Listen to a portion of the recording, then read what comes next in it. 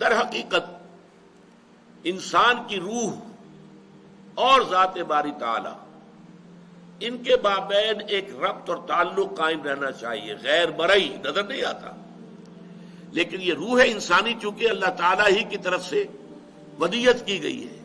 بلکہ اسے اللہ نے اپنی ذات کی طرف نسبت دی ہے۔ یہ سلونک عن الروح قل الروح من امر ربی، تو ہر روح کا تعلق ذات باری تعالیٰ کے ساتھ ہے، جس کے لیے کہ میں سادہ سی ایک تشبیہ دیا کرتا ہوں، جیسے کہ سورج اور اس کی کرنیں، کروڑ میل چلی آئی ہے کرن، زمین تک پہنچ گئی، لیکن سورج سے اس کا رشتہ نہیں ٹوٹتا، سورج سے تعلق برقرار ہے،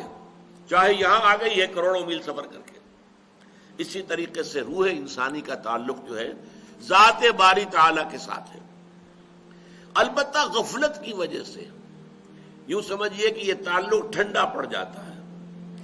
اس کے اندر وہ حرارت نہیں رہتی، وہ گرم جوشی نہیں رہتی، وہ محبت اور عشق خداوندی کی گرمی جو ہونی چاہیے۔ شاد باد ہے عشق خوش سودائے ماں، اے طبیب جملہ علت ہائے ماں، یہ مولانا روم فرما رہے ہیں کہ میرے تو تمام بیماریوں کا جو اصل طبیب ہے، معالج ہے، وہ عشق خداوندی، اللہ کی محبت۔ اور علامہ اقبال نے بھی بہت خوب کہا ہے کہ عقل و دل و نگاہ کا مرشد اولی ہے عشق، عشق نہ ہو تو شرع و دین بت قدئے تصورات۔ یہ تمام جو ہے روح جو ہے وہ اللہ کی محبت ہے، جس کو کہا گیا ہے کہ والذین آمنوا اشد حبا للہ، وہ لوگ جو واقعتاً صاحب ایمان ہوتے ہیں وہ شدید ترین محبت کرتے ہیں اللہ تعالیٰ کی ذات کے ساتھ۔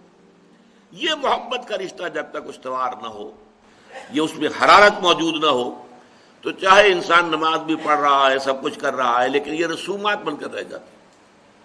نماز و روزہ و قربانی و حج یہ سب باقی ہے، تو باقی نہیں ہے۔ اندر سے وہ شے نکل گئی، عشق کی تیغ جگردار اڑا لی کس نے؟ یہ اندر سے جب وہ عشق کی تیغ نکل گئی تو جیسا کہ کہا اقبال ہی نے کہ شوق اگر تیرا نہ ہو میری نماز کا امام، میرا قیام بھی حجاب، میرا سجود بھی حجاب۔ ہو تو رہی ہے اٹھک بیٹھک، مشقت ہو رہی ہے، لیکن وہ شوق، وہ محبت، وہ اللہ تعالیٰ کی ذات کے ساتھ انس، وہ اگر نہیں ہے تو ٹھیک ہے، ثواب تو ملے گا، آپ نے محنت کی ہے، آپ نے وقت نکالا ہے، آپ نے اس کے لیے جو ہے اپنی مصروفیات کو پیچھے ڈال کر اور آپ نے نماز کے لیے حاضری دی ہے، مسجد میں آئے تو ثواب ملے گا، لیکن وہ نماز کی اصل روح نہیں ہے۔ تو یہاں جو کہہ رہے ہیں حضرت لقمان اپنے بیٹے سے کہ اللہ کو پہچان لینا کافی نہیں ہے،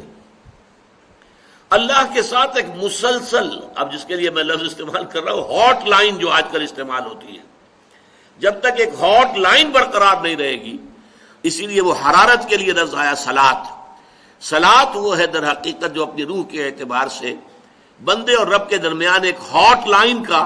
یعنی ایک کام کرنے والی شے ہے۔ اسی لیے فرمایا گیا صلاۃ و معراج المومنین، یہ نماز جو ہے اہل ایمان کے لیے معراج کے حق میں ہے، معراج کے درجے میں ہے۔ معراج میں مکالمہ ہوا تھا اور یہی مکالمہ نماز میں ہوتا ہے، میں ابھی آپ کو سنا چکا ہوں۔ بندہ کہتا ہے الحمدللہ رب العالمین،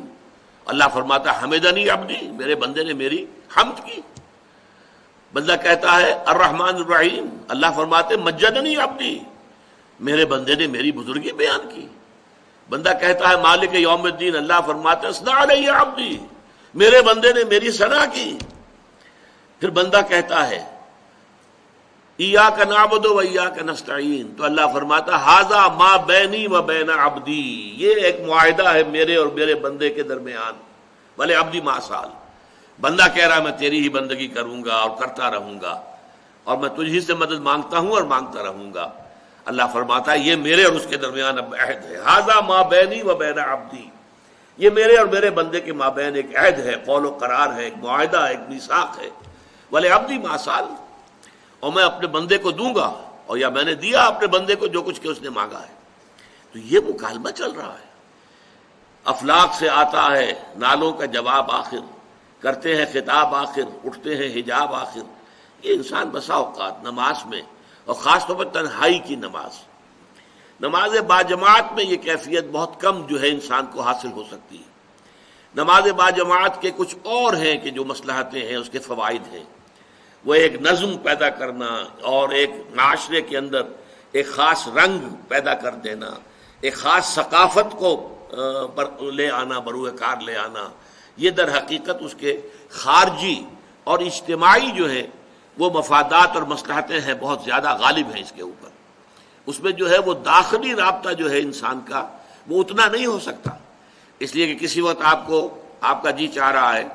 کہ ابھی آپ تسبیحیں اور کہیں رکوع کے اندر، امام کہتا ہے سمع اللہ لمن حمدہ، اور آپ کو سر اٹھانا پڑے گا۔ اب چاہے وہ آپ کی طبیعت کر رہی تھی، آپ سجدے بھی اندر سر رکھ کر آپ کی طبیعت چاہ رہی ہے کہ ابھی طویل ہو سجدہ، میں نے اپنے رب کے قدموں میں اپنا سر رکھ دیا ہے تو میرا یہ سجدہ طویل ہو جائے، لیکن وہ تو حکم ہوگا امام کا اللہ اکبر اور آپ کو سر اٹھانا ہوگا۔ تو وہاں ڈسپلن، نظم، اجتماعیت، تنظیم، معاشرے کی ایک ثقافت، ایک خاص رنگ، یہ اس کی برکات اجتماعی جو ہیں وہ زیادہ پیش نظر ہے باجماعت نماز میں اور فرض نماز میں۔ یہ جو چیزیں جو میں گنوا رہا ہوں یہ نفلی نمازوں میں ہوتی ہیں، انفرادی، انسان اکیلا ہو، تنہا ہو، اور کوئی اس کے آگے پیچھے موجود نہ ہو، دائیں بائیں موجود نہ ہو، کوئی دیکھنے والا نہ ہو، اس وقت جو ہوتا ہے براہ راست اللہ تعالیٰ کے ساتھ۔ اسی لیے ضمن میں تہجد کی نماز جو ہے اصل اہمیت اس کی ہے کہ اس وقت انسان جو ہے، انسان کے اور اللہ کے درمیان پھر کوئی چیز وہ جو ہے حائل نہیں ہے، کوئی درمیان میں جو ہے حارج نہیں ہے، بلکہ یہ کہ براہ راست جیسا کہ سورہ مزمل میں فرمایا ان ناشئۃ اللیل ہی اشد وطئا واقوم قیلا، جو بات کہی جاتی ہے وہ سیدھی جاتی ہے، سیدھا کلام جاتا ہے۔